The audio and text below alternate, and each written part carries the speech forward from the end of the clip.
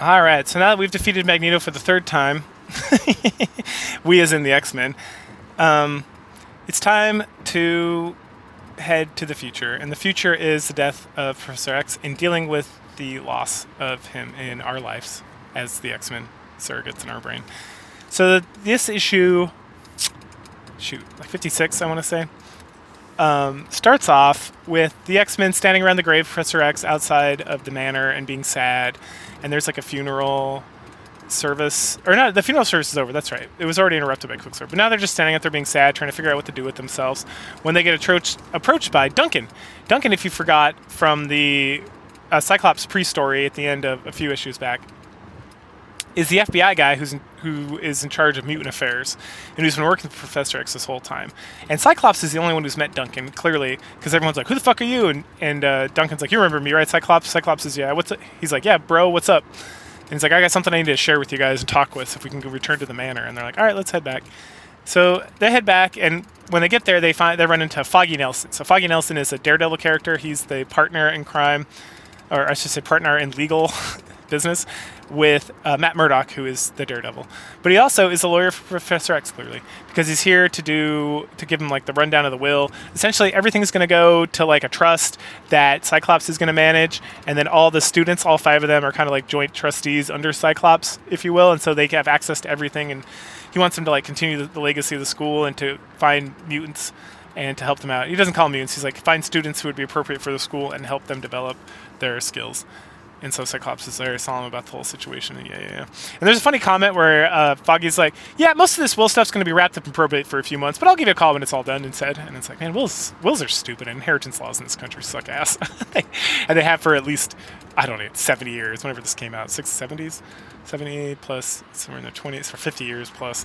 Stupid. What stupid nonsense. Just leave, you should be able to leave whatever you want to whoever you want. Anyway, it's some dumb bullshit. So after that, they go meet up with Duncan. But while they're meeting with Duncan, we see Juggernaut. He's still trapped in the Ruby realm of Cyrotech. But then he gets pulled out. And he wakes up, and he's in the room. He's like, aha! That dumbass stepbrother of mine, he's a fool. And he like smashes up some machines, smashes up some more. And so the X-Men are like, you know, they talk to Duncan for like 5 seconds. Like, hey, sorry, we had to do that will thing. And Duncan's like, no, it's cool. I got nothing better to do. I work for the government. The X-Men change in their costumes and run down to see what's going on, and now they gotta fight the Juggernaut. And the Juggernaut kicks the shit out of him real hard, and he's super mad. He's like, finally, I'm gonna get my revenge on the professor. And it's interesting because when he first pops out, like, oh, Juggernaut, we got some bad news for you. And he's like, no, I'm here to kill Charles. And they're like, no, man, that's what we gotta tell you. He's dead. He's already dead. There's nothing you can do. And he's like, no, fuck you. You're liars. And so he stomps around and stomps some more, and eventually he beats him up and then heads outside. And the X-Men, they're not beat. Oh, he takes Duncan and just like throws him out the window. And it's like, bro, that guy's dead. The fuck? He's fine. He's got a little scratch. Jesus. So the X-Men wake up and they're like, oh shit, that guy really beat the shit out of us. Let's go find him. And then so they go, and Angel finds him at the graveyard of Charles, and he's like, no, this must be a trick. There's no way. He's actually dead. And then they start fighting with him again, and Jean Grey uses her new telepathic powers. Remember, she's developed those, and if you've watched the TV show or anything, you know for a fact she's had these powers. So she's just kind of developing them here at the end of this first kind of like run of the X-Men. And she's like mind blasting him. He's like, oh no! And Cyclops is like, let us just talk to you. And Jean Grey, or I think Marvel Girl's like, let us just talk for a minute and I'll stop mind blasting you. And he's like, all right. And so then they unmind blast, and he's like, aha, fuck you. And so he starts trying to fight him again. And then all of a sudden he's like, no, I feel a pull. No! And he gets dragged right back and disappears back into like the Ruby realm or whatever. And the X-Men are like, damn, we really don't do shit. That's not what they say, but it's how I feel in my heart. It's like, Jesus, they just like exist, and then enemies like show up and then defeat themselves or get taken away by like the Beyonder, or like, not the Beyonder, who was that one guy who got Magneto the first time? It's just like, I'm gonna yoink you out of here, and then I'm gonna yoink you out of here again. The X-Men are like, aha, we've defeated, and then this time Magneto got destroyed by his own hubris. Like the X-Men right now are 0-3 on Magneto. Also, Magneto is 0-3 on the X-Men. It is quite the interesting dynamic where they have never defeated him and he has never defeated them. And okay, I guess you could count he caught them in a prison cell, as a win, so maybe he has one on him, but they always escape, and then he gets like destroyed by his own hubris, by alien beings from other dimensions, by, like, twice. Jeez. Anyway, it's so silly. Yeah, so then they're back at the graveyard again, and they're sad. And then they go and find Duncan, and he's fine. He says, "Oh, I just need some like lidocaine on my shoulder. I'll be good." And he's like, "Hey, so I have a request. We're gonna break you guys up and spread you out throughout the country so you can respond to evil mutants, and that way you guys aren't all in one place where you can be targeted." And Cyclops they're all like, "No, fuck you. We're not gonna do that." And then Cyclops is like, "You know what? I think that's a good idea." So then they all very sadly pack up their things. "Oh, we all have to be separated." And then Jean Grey's like, "Oh, I'll never see my lover again." And Cyclops is like, "Oh, I just want to go to her and hold her." Soap opera, soap opera, soap opera. But that seems like the breakup of the X-Men. Oh no! Going back into the past for the last part of this issue, we are Iceman and Cyclops have gotten they get like captured, right? They got captured in the last issue, but they got captured by these like yokels, and they're gonna like string them up and hang them. And Cyclops is like, "This is fucking stupid. We're not gonna do this. I'm gonna break out." And then Professor X is like, "No, wait for it." And Cyclops is like, "I trust you with my heart." And so he waits for it, and at the last second before they're about to hang Bobby, he like blows the string, and then he escapes, and then they like fight off the mob, and they like beat him up real good. And there's a guy who's going to take like a sniper shot at Bobby at one point, and then Cyclops punches him in the face and is like, "Haha, you forgot there were two of us." And then they like run away to escape, and Professor X is like, "Hey, go back to Bobby's house." So they like run, and they're like, "Oh no, we're going to bring all this terribleness to Bobby's house. That's not what we want to do." And Professor X is like, no, trust me. I remember I control people's minds. I'm just going to like shut them down so they can't. Which is what he does. So he shuts their brains down, erases all these memories so they just forget. And then they go back to Bobby's house, and they're like, "Hey, I talked to your..." And Professor X is just chilling there, and he's like, "Hey, so I talked to your parents, and I think it's a good idea if you come get mutant training with me. Since you're 16, I got their permission, and everything's good to go." And Bobby's like, "Yeah, but what about my parents? Aren't they going to be in trouble because they remember this shit?" And he's like, "Oh, no. I'm just going to erase all memory of you being a mutant. You're just off to boarding school with me because everything was great, and now you got invited to this prestigious school." And Bobby's like, "That sounds great to me." And his dad's like, "Yeah." And so they say goodbye and move on with their day.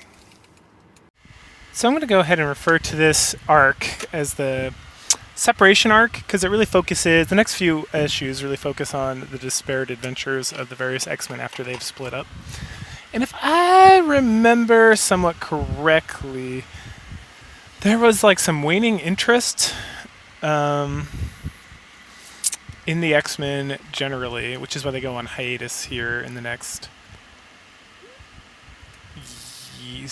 year or so, for like a couple decades before New Genesis, I think is what it's called, when we get the Storm and Wolverine and the other more popular characters. So they're trying to mix it up a little bit by just kind of having the X-Men have their own solo adventures or something. I don't know. There was something with that.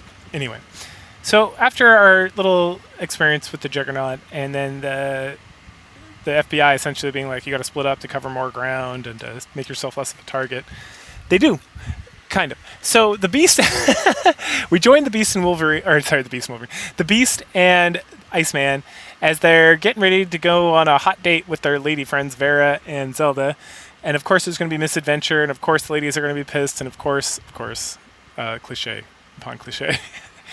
So, welcome back is Merlin / the Warlock, one of Thor's, not primary, but he's more of a Thor enemy / Avengers, but this is the second time the X-Men have run into him.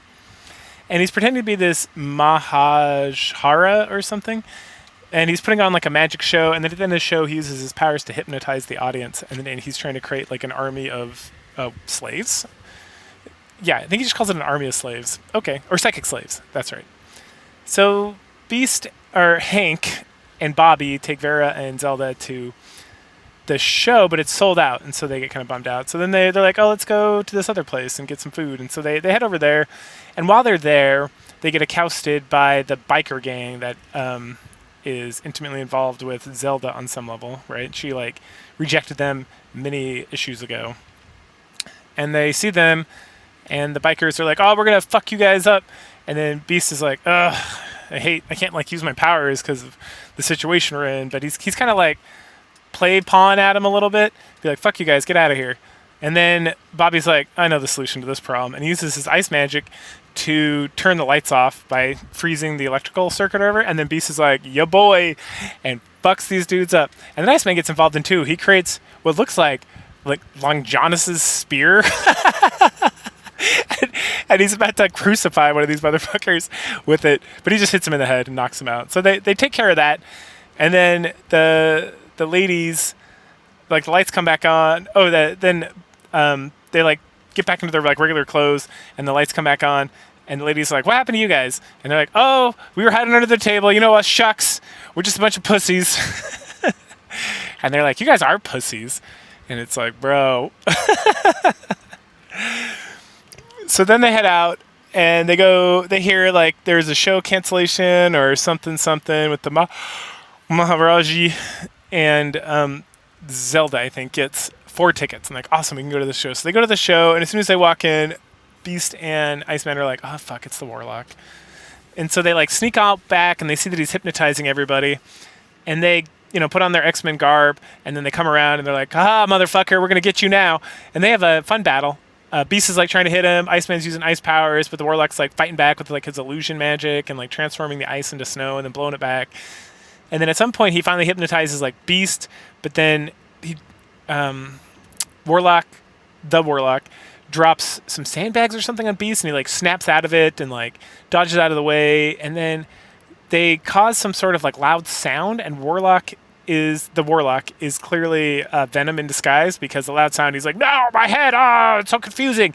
And he at some point he uses like a magical gem to like throw at Bobby, and Bobby just easily deflects it with his ice shield. I think that's what causes the initial sound, actually, now that I'm thinking about it. It causes a loud sound, and then Bobby and Hank are like, oh, fuck, that's how we get this guy. And so then they cause, like, more sounds, and they're, like, dropping stuff on this guy, and he's like, oh, I can't take this anymore, I hates it, just arrest me, get me the fuck out of here. And Hank and Bobby are like, tee-hee-hee, and they, like, run off while the police come and arrest Warlock to take him away. And at some point, because they drive him, like, so crazy with, like, the sound, the cacophony of sound, as he refers to it, all the psychic slaves are freed from their psychic slavery. And then Vera and Zelda are outside, and they're pissed because, like, these fucking dudes, we're done. I'm done. And then Bobby and Hank are like, hey, what's up, girls? And they're like, nah, fuck those guys. And then Bobby's like, all right, we're just going to go to this fancy restaurant all by ourselves. And then Zelda's like, oh, never mind. What's up, girl? What's up, boys?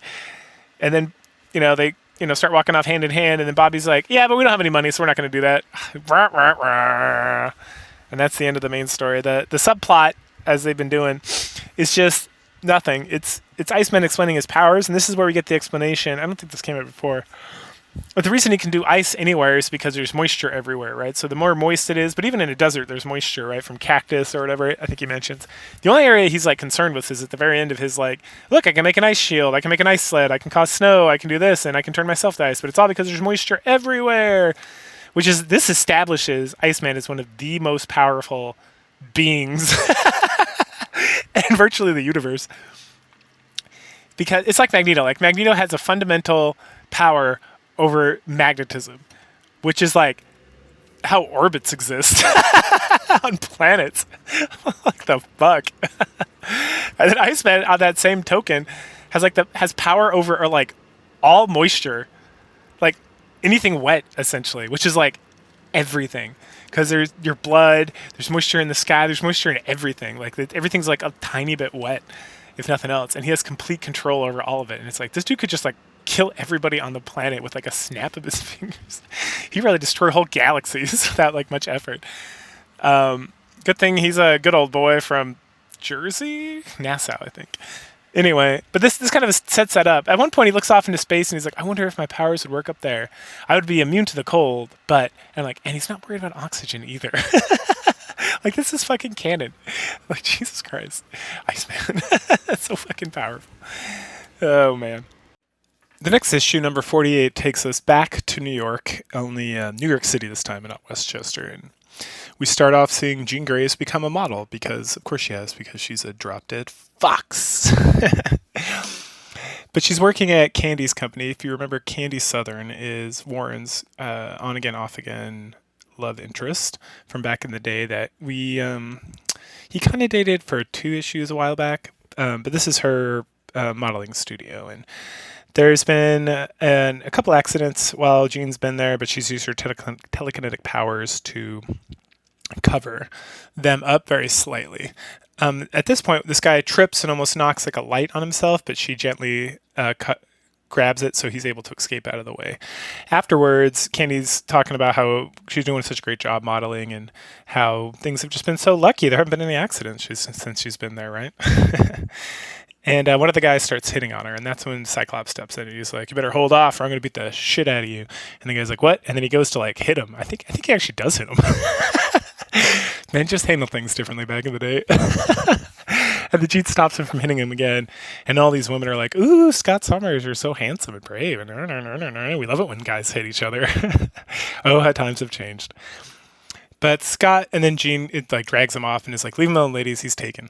So when they go out, they talk about how Jean has found this modeling career to kind of keep her low key, and how Beast and Iceman have been sent to California, which they were not at last issue, so I guess going forward. Which is interesting, because I think they spend time there later as like the West Coast Defenders or Adventures or something. I can't remember if they were part of that, but I do think they spend time over there later on. Anyway. And Jean's like, "It'd be great if you could find a job so that you could hide." And he's like, "Oh, listen up." And he turns the radio on, and it's him broadcasting about the news for the day. And she's like, "What? How?" And then he takes her to the studio and introduces her to the magic of recording audio and playing it later. Magic. And then he talks about how this is a great job for him because he can keep an eye on all the news for the area, and that they have these transistors, and they're getting new transistors to be they can get even more information from further away instantaneously, which is great. And then while they're kind of watching the guys unpack all the stuff, they see these robots show up to steal it. So they change into their X-Men garb and go out and they fight the robots off, and between the two of them, they're able to handle them pretty well, but one of the robots escapes. It's at this point that Jean Grey discovers that she can use her telepathic powers, which she's developed but not really used that often because that was like Professor X's game, to catch the magnetic signature of the electronic brain, which is something established in X-Men lore is possible. So that's not new at all, because Professor X was doing that versus the Sentinels. And they track this robot back to like a construction site. They blow open part of it just randomly, and they're like, "Oh, here's caverns." Excellent. And then they start heading down the caverns. It's at this point that we see they run into the robots, and there's like a big boss robot and then the little robots, and the robot who came back is like, "I'm sorry, I've been defeated. I wish to be recycled." And the big robot's like, "All hail Computo," and like knocks the robot into like the end, and he's like, "All hail, all hail." And then there's an alarm, and it says biosignatures, and then that's when Cyclops and Jean start fighting the robots. And at some point, we get some deep lore here that's going to be very important going forward. The machine evaluates Jean Grey and says, "Stop the woman. She has unlimited telepathic powers." And that seems like a very throwaway line, which I figure at the time it probably was. But the whole Phoenix saga and just Jean Grey being, again, like Iceman, it's interesting because both these things are like established and they like back-to-back kind of these issues near the tail end of the original X-Men run of just Jean and Iceman being two of the most powerful like beings in all the universe, which is very interesting, like unlimited telepathic powers. Anyway, so they're able to fight him off, and the whole place starts going up in smokes, and they're beating all the robots in the quote-unquote hive. When they find out that Computo is not a machine, it's actually a machine man called Quasimodo. Dun dun dun. Now, I remember Quasimodo, but I think he's an Avenger villain. I don't think they fought him in the X-Men at all. I can't recall right off the top of my head. But instead of fighting Cyclops and Jean Grey, he's like, "Ta-da!" and runs off right after starting to flood the whole place out. So Jean uses her unlimited telepathic and telekinetic powers to lift her and Cyclops up and out of the danger, and then they seal up the entrance so that no water can escape. And then they are like, "It's unfortunate that we have to do these things to save the world sometime, but that's part of our job as the X-Men." And then Jean in her heart is like, as long as we can fight together forever, I'll be happy." Dun, dun, dun. And then we get the back 5 pages, which at this point is just either old history of how people joined the X-Men or highlights.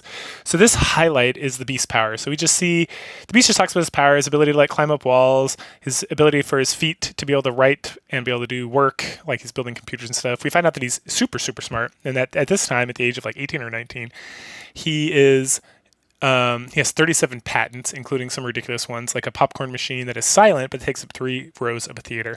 And while that may seem like a really odd comment, They used to pop the popcorn in the theater, so this is like way back in the day, so that makes sense. But that would take up a lot of space and not really be worth it. Anyway, it's very humorous. It's kind of like the Iceman one from before, only we don't get any like things that are like earth shattering. Like that Iceman is one of those powerful creatures in the whole universe. Beast is just he's fast, he's agile, he's dexterous, and he's really smart. Not like inhumanly smart, but just like genius level smart for regular human beings. So now we switch back over to, well, not yet. We switch over to Warren. What is Warren doing? He, as you recall, is doing like a mobile X-Men thing, flying around the country, just kind of like being available and stuff in case anyone needs him. And he decides he's going to go check out the professor's mansion. And when he gets in there, he's like satapotamous about the whole thing. And he's like looking at things. I'm like, I can't believe all this. And this is what's left. It's like the ghosts. And the government made us stop doing it. And yada, yada, yada. And then he hears like a brah, brah, brah, brah, brah. And he goes and finds Cerebro is sending off a signal for like a whole bunch of stuff going on. And he's like, ruh-roh, we got to check this out. So then he's like, I don't know how to get a hold of anybody. Wait, I know. I'm just going to think real hard. And Jean will pick up my thoughts. And yeah, she does. So she's like, whoa, Warren, I hear you. What's going on? I'm at Cyclops' like broadcasting job, waiting for him to finish up. And he's like, oh, you guys need to get here right away. There's this thing with Cerebro. It found like a whole bunch of mutants or something. And then we switch over to the bad guys for the time. And there's this guy. I don't recall his name off the top of my head. But he's a mutant. And there's a whole bunch of like other mutants, I guess, who are like standing around. And they're like, oh, Magneto, he was our great leader. And he taught us the ways of like doing things correctly by destroying all humans. But we need to carry on his beautiful dream by gathering as many mutants as we possibly can. And we've created a device that will activate all mutants and have them come to our home here, and then we can build our mutant nation and then take over the world. Dun dun dun. And so they activate it, and you see that a bunch of mutants all over the country are like, "Ooh, what's going on?" And they start mindlessly going somewhere. Meanwhile, Jean and Cyclops meet up with Angel, and they're like, "Oh man, this thing." Jean uses her telepathic powers to identify that it's coming from the San Francisco area. And so they try to reach out to, Jean tries to reach out to Beast and Iceman, but they have jobs skydiving in suits. Not exactly sure what that job is, to be completely honest, but that's what they identify. And when when Jean gets in touch with Beast, he's like, oh, I need to release my parachute, brr! And they can't stay in communication. So then Angel flies Cyclops, and Jean flies herself to get into like a hypersonic vehicle, so they can fly to the West Coast, and they try to make contact again. Meanwhile, Iceman's just like fucking around downtown San Francisco, and he sees this woman who's about to like walk out into traffic, and he's like, hey there, lass. He uses like his ice powers to like kind of slip her up and then catches her, and she's like, huh, what's going on? And he's like, I don't know, you were like walking like a zombie and almost walked into traffic. And she's like, oh my gosh, thank you so much for saving me. And he's like, I'm Bobby. And she's like, I'm Lorna Dane. Dun dun dun! So that may not mean anything, and it hasn't come up before, but Lorna Dane is the perpetual love interest / I don't know if they ever get married, girlfriend, paramour of Havoc. Who is Havoc, you may say? Havoc is, I'm just trying to remember his first name. He's Summers. He's Scott Summers / Cyclops' younger brother. Chris? I think Chris is the dad. That's why I'm having a hard... Alex. It's Alex Summers. He's Alex Summers. I'm almost 100% positive it's Alex. So he's Havoc, though. And Havoc's an X-Men and X-Factor. And he, leads X-Factor for a while. And then they go to space and do stuff. And Lorna Dane's always there. And Lorna Dane's mutant power is magnetism. At this point, she has no idea she's a mutant or anything about any of this shit. And Alex... we're just going to go with Havoc until I confirm the name. And Havoc has not been broached as a subject at all. But Bobby takes Lorna back to his and Hank's place to let her rest for a little bit and kind of recover from whatever's going on. And at that point, the other X-Men show up, and they're like, "Oh hey, what's going on?" They're like, "Oh hey, we found a bunch of mutant signatures and something crazy is going on. We need to go check it out." But we don't know exactly where it's at. And then Beast is like, "Well, I got a device that's like a mini Cerebro. How about you guys go look around a little bit and see if you can find anything, and I'll work on this." And while they're out doing that, they bump into somebody, and they do a little fights, and then they go back to Hank, and we see Lorna walking out of the shower, and she's washing her hair, and Beast turns around and is like, "Oh my goodness!" And she's like, "Yeah, I know. I have green hair. I've had it my whole life. I dye it so people don't give me a hard time about it." And Beast is like, in his head, like, "Oh damn, she's like really a mutant. She just doesn't realize it. Like her powers haven't manifest." And he's like, yeah, no problem. Looks good," or whatever. And then she's like, "Where's Bobby?" And it's like, and he's dressed like Beast at this point. He's not dressed like Hank McCoy. So he's like, he had to go out for a while, but he left you in the charge of me and like my fellows. And then everyone else shows up and they're like, whoa, what's going on? Hey, we're the X-Men. We have nothing to do with Bobby. We're just like in the area because reasons. Don't worry about it. And she's like, "I'm not worried about it." And everyone's like, phew. So then Beast fixes his device and pinpoints where they need to go. So everyone goes, but she's like, "Oh, I'm so worried. Bobby's not here," and something. And they're like, "Oh, don't worry about it, hot babe. We're gonna leave Iceman here to like guard you and protect you." And Iceman's like, "Oh yeah. I'll totally protect you," as if Bobby was here himself. And everyone like, winks and nudges each other. And then the rest of the X-Men go to hunt down this guy, and they like break into the lair and they start fighting people and the stuff's going on there. And then it's like, meanwhile, back at the apartment, the guy who's with like some of his cronies, like they bust in. His like Mesmo or something like that. Mesmero. His power is to like hypnotize people essentially. I know. Once again, hypnotism. So the mystical powers of magical hypnotism. So they fight. Bobby tries to fight them, but then he gets like mesmerized, and then Lorna's like, "How dare you? I will not go with you peacefully. I will fight you to last man." And then the guy's like, "Fight you? We don't want to fight you." And then they all bow down to her. And they're like, "We want to worship you." And she's like, "The fuck?" And Iceman's like, "Oh man, I really wish I could move." And so that's the end of the main story. The backup story is the introduction of the greatest hero in this whole Marvel, like this whole X-Men series thus far, and that is Hank McCoy's dad. So we see him in like a power plant, like a very not realistic nuclear power plant with like these 3 giant rods, and he's like got a protective suit and he's trying to ease the rods back into like the chamber to prevent like a nuclear holocaust essentially from this plant. And it's like, where did Beast come from? We'll see. And then we go back, and then we go to like the past, and we see him marrying, him getting married to Hank's mom, and he's like, "Oh, we're moving into like this tenement house which is near the plant where all the people in the plant live, and I'm gonna work at the plant. It's a nuclear power plant," and he does. But then there's like an emergency, and they're like, "Oh, we gotta evacuate everyone. We gotta just move. Don't tell the radios. There's nothing we can do. It's too late." And they're like, "No, we gotta at least go look at it." And they look at it like, "Oh man, we're fucked. If only someone was in there right now fixing it, they might have time." And they're like, "Someone is in there. It's Eric McCoy." I can't remember his first name. Maybe it's just Hank McCoy Sr., to be completely honest. It's McCoy. He's in there. And they're like, "Damn it, McCoy. You're not supposed to be wearing that radiation suit. It's not strong enough to protect you." And he's like, "I don't give a fuck. I'm going to save everybody's lives." And he does it selflessly, and he accomplishes the job, and then they carry him out of there, and he's in the hospital, and his wife's like, "Oh my gosh, I can't believe he almost died. I'm so pissed off about this whole situation." And he's like, "Don't worry, baby. I'll be good. I'm back working at the plant again in no time." And she's like, "You work at that plant. You're going to have to find a new wife because I'm fucking done with this place." And he's like, all right. I won't work at the plant anymore. And she's like, "Good." And so they moved and do something. Who knows? But then she's pregnant, or she gets pregnant after this point, and then she gives birth to Hank McCoy, the Beast. And from day one, the doctor's like, "Wow, his hands and feet are like super well developed for like a newborn child." And he's already grabbing things like immediately. And then we see him like punch somebody real hard when he's like still a baby, and then he's like drinking his bottle with like his feet. And it's like, ta-da! That's the origin of the Beast.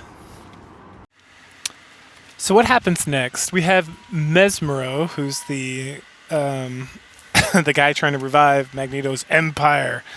He's captured Iceman and Lorna Dane, and he's taken him back to the City of Mutants. Wait. The City of Evil Mutants! Which is somewhere? Underground, maybe? I don't know. It was unclear. And he's got Iceman in some sort of bubble device where he's mesmerized and he can kill him at any time. And then Lorna is put on some sort of like cross where she's energized. Meanwhile, the rest of the X-Men are breaking into this like Victorian manor or Gothic manor where they come to blows with some of these other characters. At some point, someone said they were mutants, but they don't seem like they're mutants. They just seem like they're regular humans who are working for the mutants, which is odd because they want to like kill all humans or something. Whole thing's very bizarre. Anyway, So they're beating up on them, and then Jean gets like a report from Iceman that they captured him and Lorna, and that they should just lose the battle so they can come to where they're at, and then they can all work together. And so she tells the boys that that's what's the deal, and so they do. And so then they get brought to the whole area. And when they get there, the guys are like, all right, we got the X-Men now, let's kill them. And Mesmer's like, no, I have a much more devious plan to defeat them first, because they killed our master Magneto, and so they must die.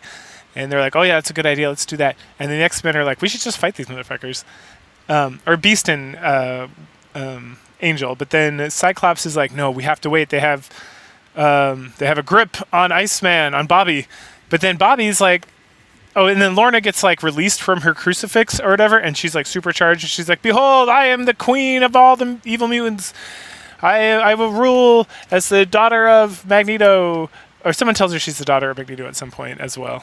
And she talks, and she thinks like, wow, I've had this like feeling in my heart since I was a little kid, and like I don't know what it was coming from, but it's this magnetism that I have control over. Da da da. And at this point, because of changes in the temperature or something, Bobby's able to use some ice power to break out of his chamber, and he runs up, and he's like, I don't believe Lorna's turned on us at all. And she's like, I will destroy. And then the Mesmer's like, destroy the X-Men. They killed your father, or something, something, something. And she's like, yes, I will do that. And then she sends out like a great burst of energy that only attacks not the X-Men. And then they're all like, yeah, we knew Lorna was always on our side this whole time. And she's like, Angel has to like fly over and catch her, because she was like floating, and she like used a lot of energy, and she's not Magneto, so she doesn't have like 5,000 unlimited powers. She just has like magnetism powers for like, you know, not like crazy power, like infinite magnetism forever. Like she gets tuckered out. She's never used these powers before. Maybe she becomes stronger later. I don't know. I don't recall her becoming much stronger later, to be completely honest.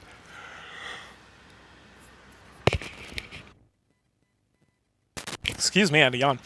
Okay, so it's at this point that they're like, all right, we did it. And we can just... And Mesmer's like, I will still defeat you as the second most powerful member of Magneto's empire, or whatever. In the name of the Emperor Magneto. And they're about to, like, fight him. And then there's, like, ground shoots up in front of them. And they're like, oh, no. This could only be done by one man, but he's dead. We saw him fall into the water and die. And then someone's like, behold, the shadow behind you. And they turn and... It's Magneto! He's still alive! He's like, aha! I have not been defeated. I am here to fight my greatest enemy of all, the X-Men! Dun dun dun! And then that's the end of the main plot. The side plot, we're sticking with Beast, and we see Beast grown up, being, you know, Beast with his big hands and feet and his agility and all that good stuff. And he's like shaking his uncle's hand, and he squeezes it so hard he almost breaks it. And he's like, Mommy, his mommy's like, Hank, you're being a bad boy. And he's like, no, Mommy, I did what you said. I was trying to be very careful. It's just really hard. And then he's like dating some girl in high school or whatever. And she's like, oh, let's go this way. The coach is yelling at all these football players. And then the coach is like, hey, you, come here. Can you kick a ball? And Hank's like, yeah, I guess so. And he kicks it like perfectly. And then he throws it perfectly. And he's like super fast and agile and all this. And we got some of this like previously, that he's like was doing football stuff in high school and being like excessively successful. So the day the big game comes, and they like it's like a sold out crowd, and there's all this like, tens of thousands of dollars, or not even tens, like just thousands of dollars. It's like the 1960s, so thousands of dollars. And so these Jamokis like go up to rob the place, and then they get like the cops chase them, and they run out into the field, and then Hank uses like a football and two football helmets to like knock them all out. But then one guy pulls out like a hand grenade. It's like, bro, you're stealing like $1,500. Like, you're gonna kill yourself and a whole bunch of people for chump change. I don't care if it's 1960. It's not that much money. Anyway, but so Beast like sneaks up and jumps on the I don't know what you call it. The thing. He jumps in the thing, and then the coal post, something like that. And then he leaps on the guy and captures him, and the guy drops a grenade, and the grenade doesn't blow up because he doesn't pull the pin, I'm assuming. And then we see this nefarious duo watching like the news report about Hank and the situation. He's like, oh, I have found the one who will be the linchpin in me becoming the master of evil or something. And that's where we leave off that story for there too, in issue 50 here. So now Magneto's back, and what does he do? He acts like a punk ass bitch. As in, the X-Men really kind of give it to him. Like Cyclops straight up punches him right in the face. He demands Lorna comes and joins him in his whole thing, and then the X-Men proceed to fight. Not really him. I mean, Cyclops like punched him in the face and like knocked him down. Didn't knock him out, but then all of Mesmeros and everyone else in the area fights the X-Men, and they're not doing too hot. But then Magneto kind of recovers and sends like a, what do you call it, shrapnel tornado at the X-Men, and they're split between Jean and Beast and Cyclops and Angel, while Iceman is recovering because he used a lot of his ice powers to cover the whole area with ice so they could beat them. And then Cyclops tries to like escape and get them out of there because the enemies who aren't Magneto have formed like a chain, but one of them has the ability to like reflect powers. So when Cyclops punches that guy, it knocks Cyclops back. And then they're in like a very particular situation where it's like, ruh-roh, this is going real bad, real fast. And it's no big deal. Cyclops is like, you know what? Fuck it. There's like 3 times in this issue where Cyclops is just like a total bro. Like they try to put like an iron mask on his head, and he blasts the shit out of that. He punches Magneto in the face, and then he blasts like the roof, which caves in and crushes like Magneto's legs. Again, Magneto's kind of a punk ass bitch right now. He's definitely not exercising the amount of powers that he's had in the past, but it allows the X-Men to escape in their little teleporter thing. The whole time, Iceman's being really peculiar about Lorna Dane, even though he's got a girlfriend. But he seems like very emotionally charged, and at some point Cyclops like tells him that to his face, and Iceman gets angry and like storms off. And they're like, he'll come back. He always comes back. But yeah, most of this issue is just them fighting, and the fighting's all good. It seems like there's a new artist. I didn't look because I don't give a fuck, but you can tell that there's definitely a different kind of art style, and I like it. It's like a little more like Dick Tracy-ish, I would say, than the usual like Fantastic Four kind of camp X-Men that you would see. A lot more like kind of close-in shots, a little more detail in the faces and stuff. I liked it. And so yeah, after Iceman storms off, they're like, we got to figure out what to do next. We can fight Magneto.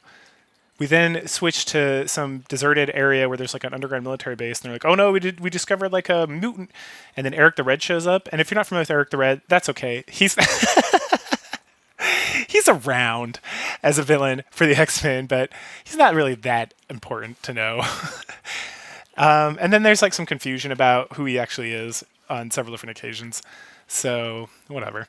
Anyway, so he's like screaming at these guys and talking about how he's going to destroy all the mutants, or he's going to like fight mutants, or he's going to do something crazy, and that's the end of that portion. So then the B plot, we're back with Beast, and we find out that the Conquistador is the end of one.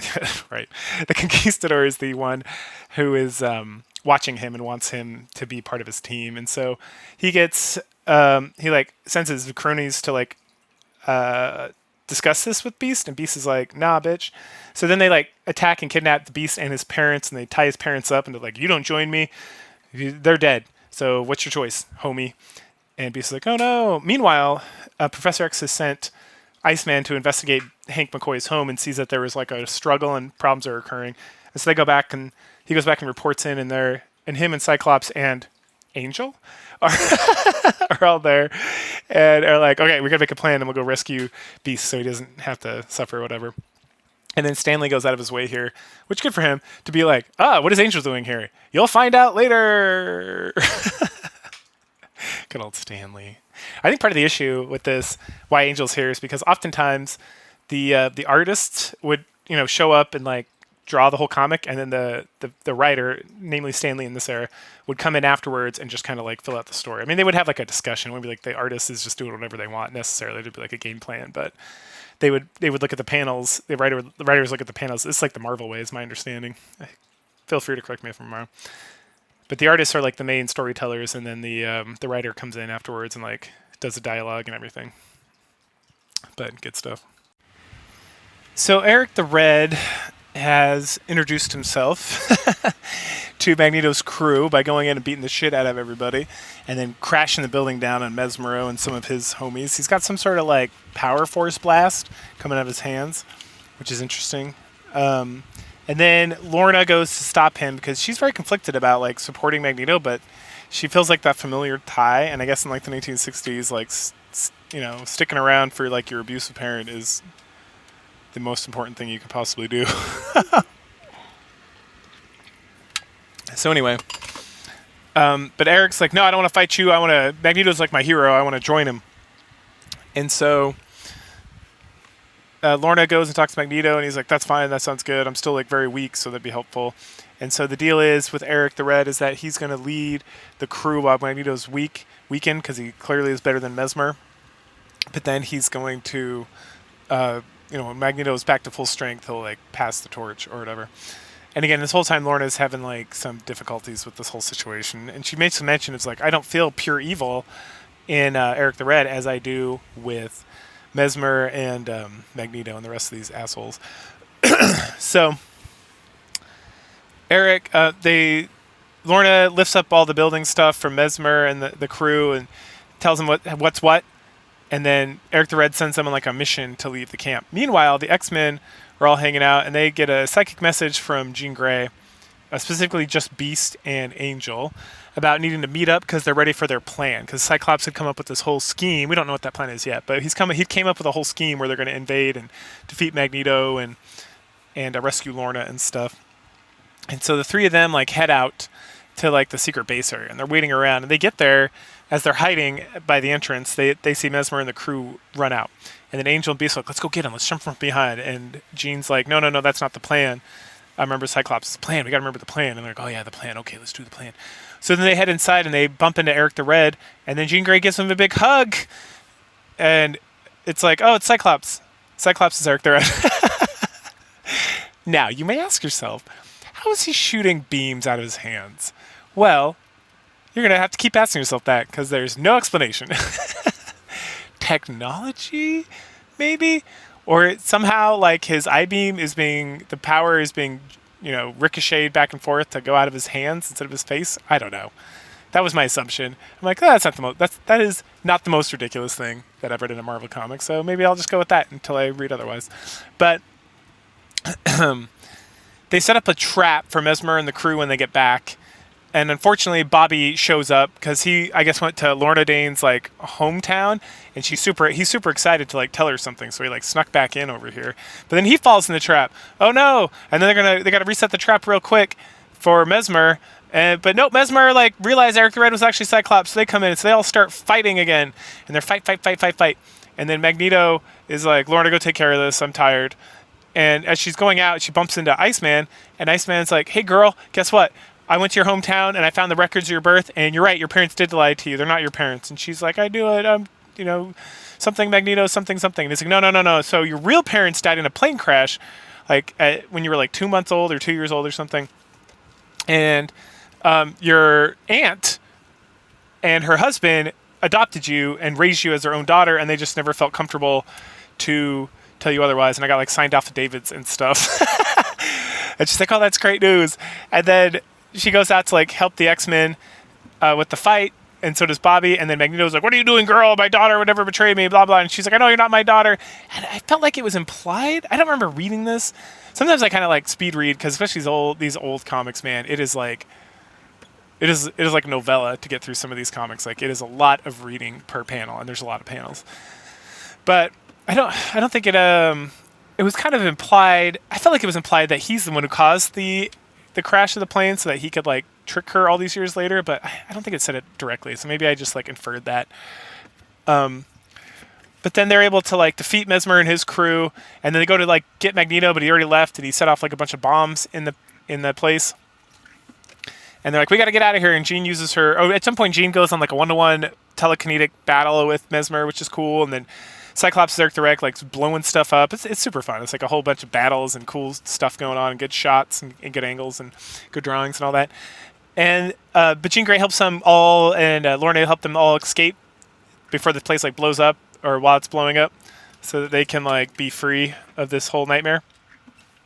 And then they all, Magneto escaped, unfortunately, but then they're all back in the mansion, and they're all just kind of chilling and joking about, and Beast is like, oh man, Bobby's the luckiest guy in the whole world because he's super straight and he loves the bitches.